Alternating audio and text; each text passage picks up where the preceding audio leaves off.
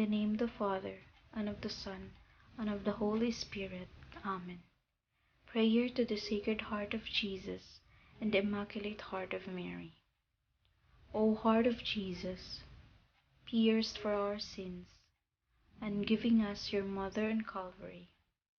O Heart of Mary, pierced by sorrow, and sharing in the sufferings of your divine Son for our redemption. O sacred union of these two hearts, praised be the God of love, who united them together. May we unite our hearts and every heart, so that all hearts may live in unity, in imitation of that sacred unity which exists in these two hearts. Triumph, O sorrowful and immaculate Heart of Mary. Reign, O most Sacred Heart of Jesus, in our hearts, in our homes and families, in the hearts of those who, as yet, do not know you, and in all nations of the world. Establish in the hearts of all mankind the sovereign triumph and reign of your two hearts, so that the earth may resound from pole to pole with one cry. Blessed forever be the most Sacred Heart of Jesus, and the sorrowful and immaculate Heart of Mary. Obtain for me a greater purity of heart and a fervent love of the spiritual life. May all my actions be done for the greater glory of God, in union with the divine Heart of Jesus and the Immaculate Heart of Mary. Hear and answer our prayers and intentions, according to your most merciful will. Amen. In the name of the Father, and of the Son, and of the Holy Spirit. Amen.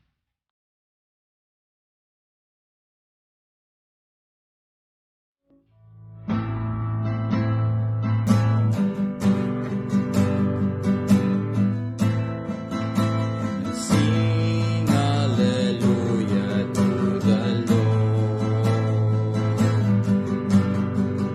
and sing hallelujah to the Lord, and sing hallelujah, sing hallelujah, sing hallelujah to the Lord. And sing hallelujah to the Lord. And sing hallelujah to the Lord. And sing hallelujah, sing hallelujah, sing hallelujah to the Lord.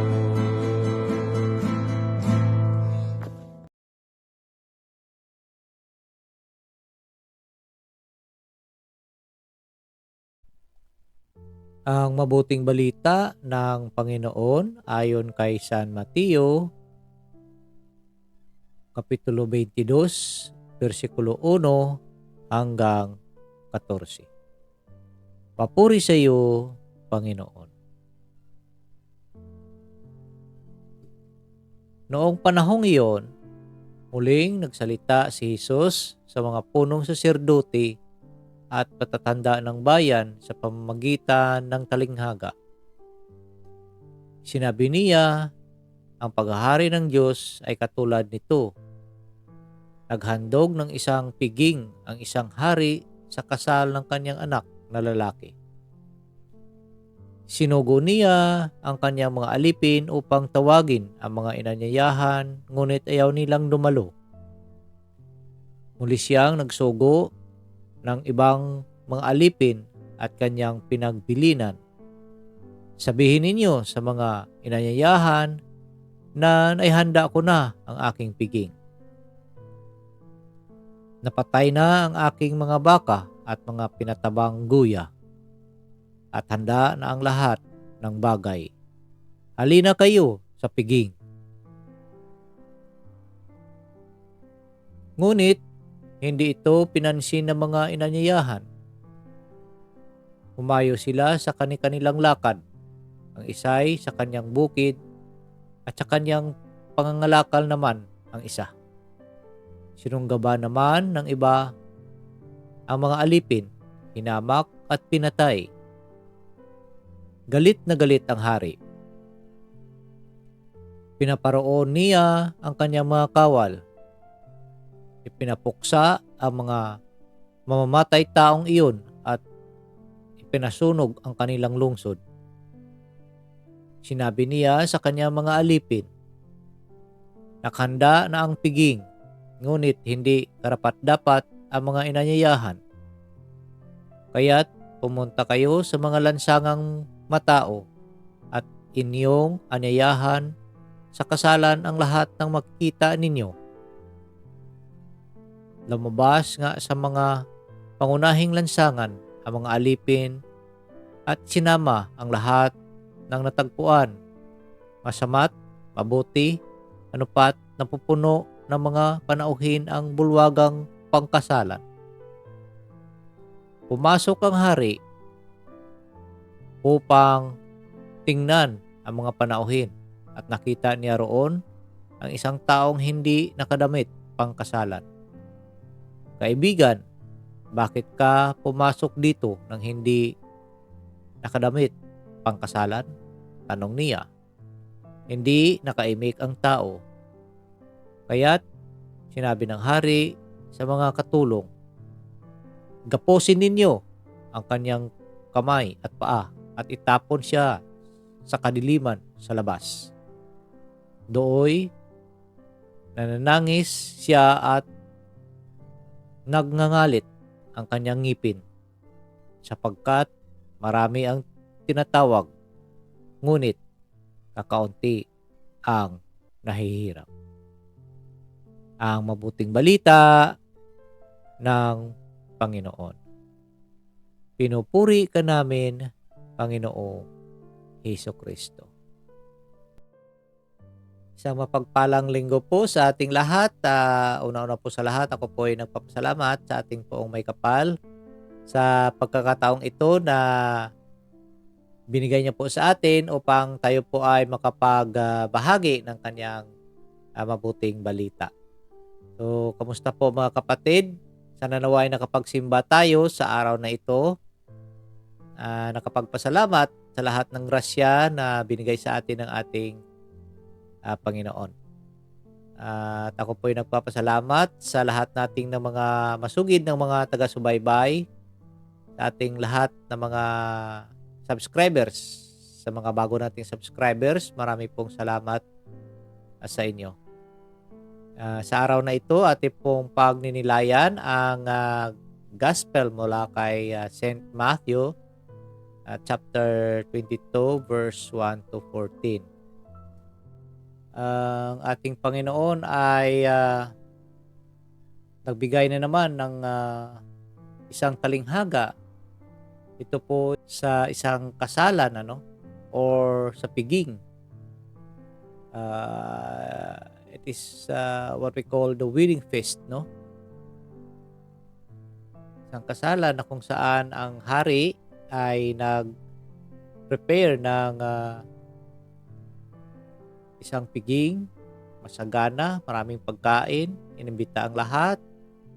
But then, sa mga inimbita ay walang pumunta.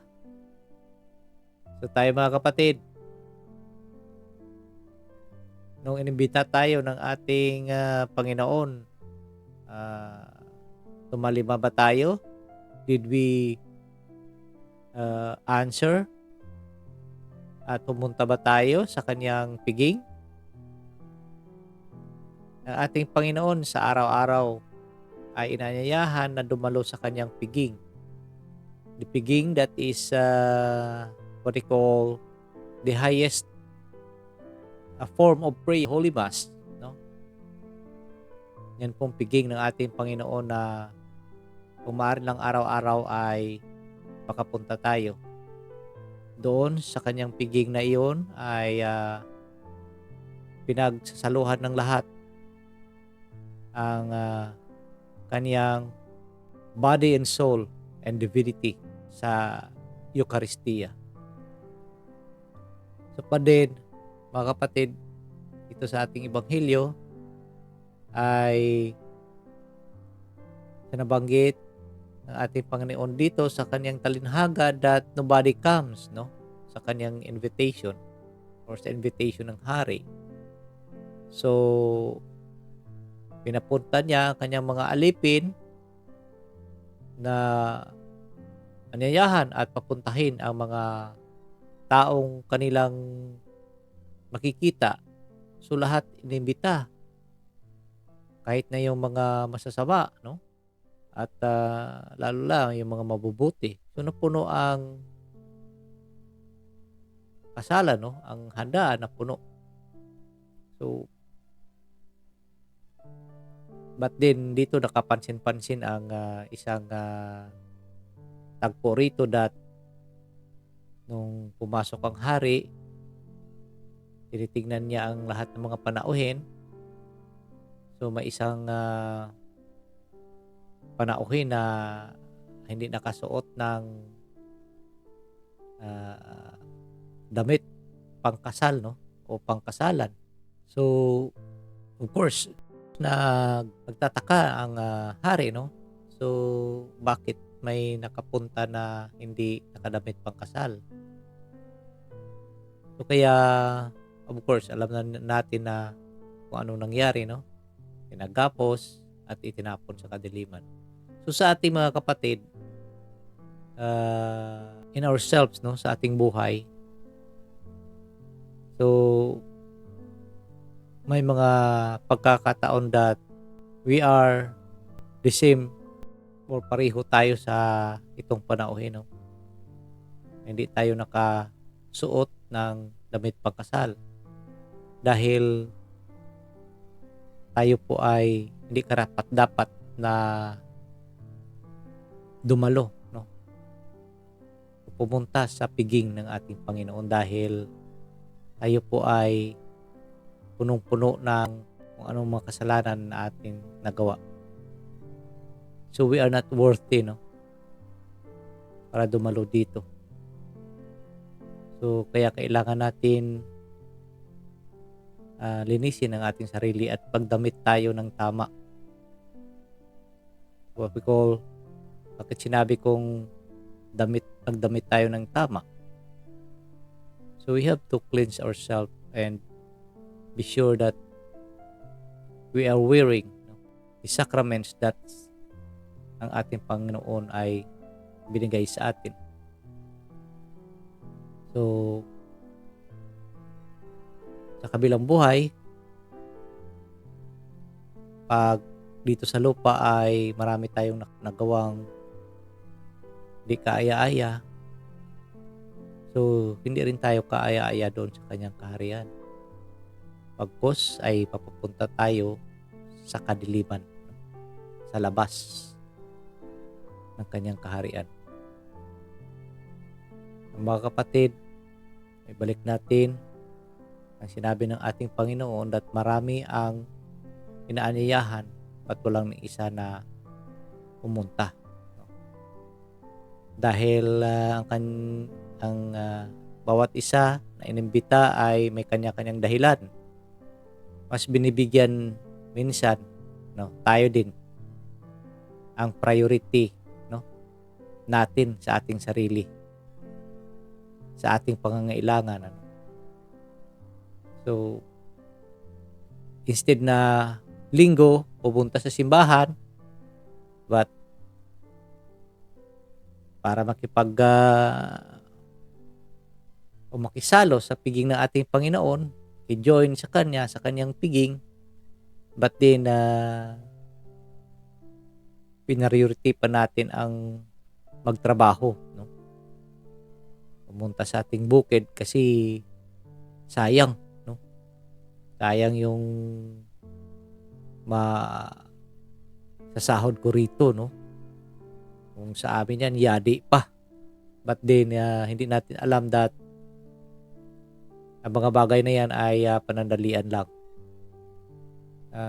Hindi natin namalayan that sa pag-iwas natin at paglayo sa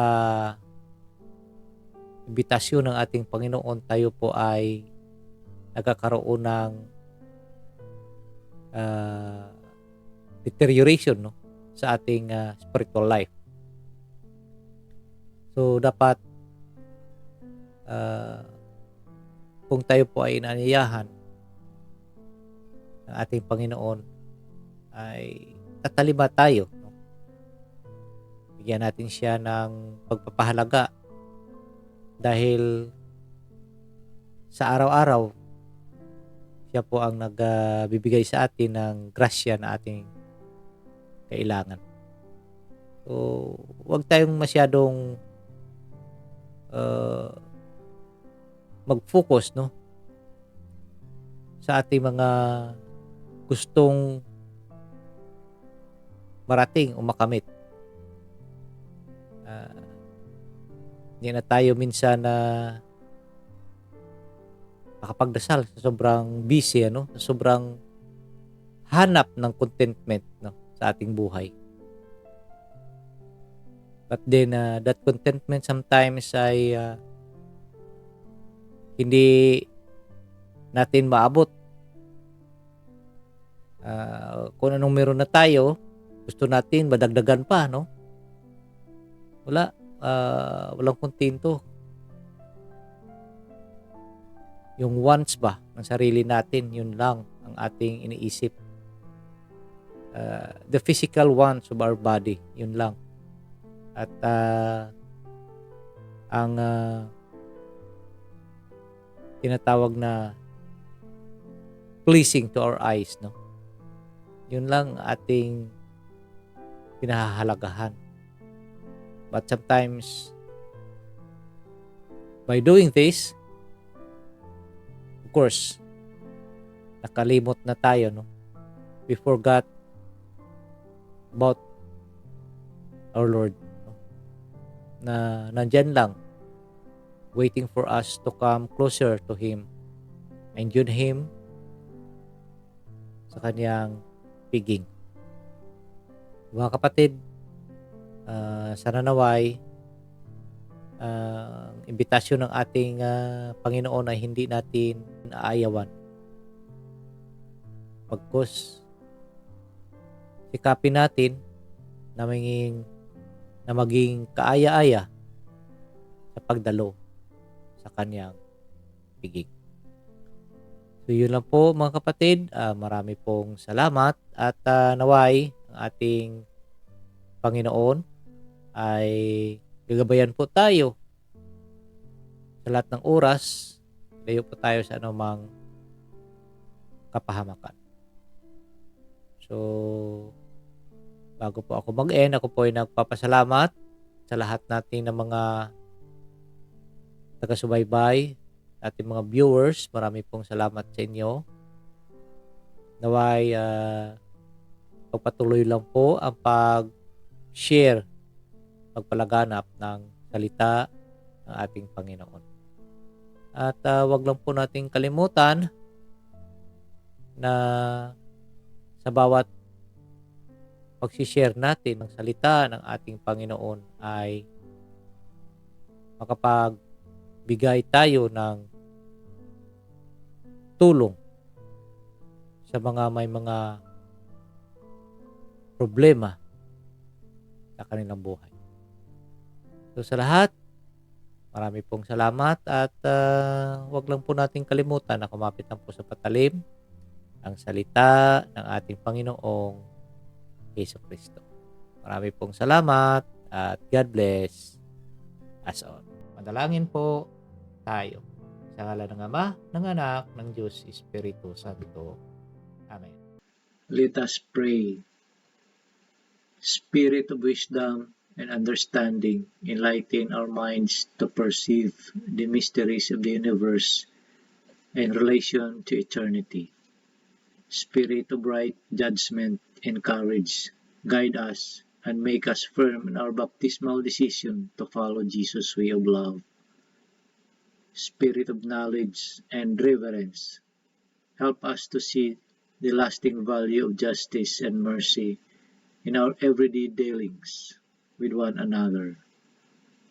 May we respect life as we work to solve problems of family and nation, economy and ecology. Spirit of God, spark our faith, hope, and love into new action each day. Fill our lives with wonder and awe by your presence, which penetrates all creation. Amen.